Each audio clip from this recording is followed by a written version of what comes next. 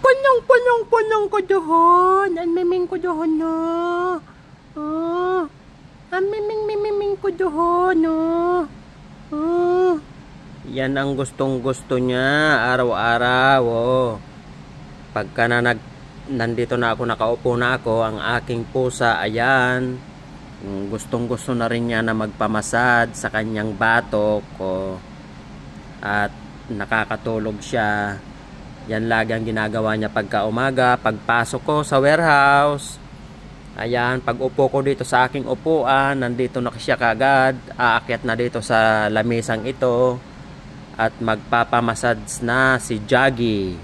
My name is Jaggy. Jaggy, smile. Oh, yan si Jaggy.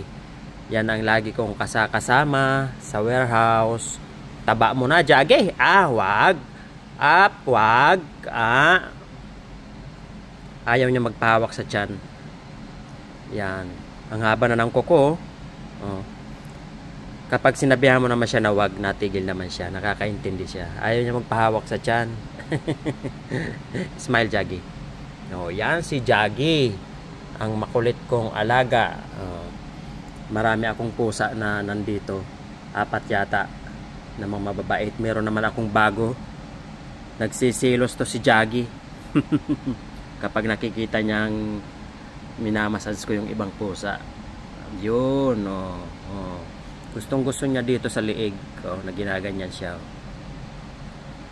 At gustong gusto niya ma-relax, matulog. Oh, yan. Pagkatapos ng oras ko dito, pagpapasok na ako sa warehouse, sasabay na rin yan sa akin. So, yan ang aking alagang si Jaggy, ang pangalan. Jaggy, smile. Uy, mahiyain, oh. Uy, nahiya, oh. Uy, nahiya, oh. Smile. Bye-bye. Thanks for watching. Oh, yan si Jaggy. Bye-bye na, Jaggy. Jaggy, bye-bye na. Nako, taba mo na. Dati noon, ano to eh, yung kanyang balahibo noon, parang yung may sunog.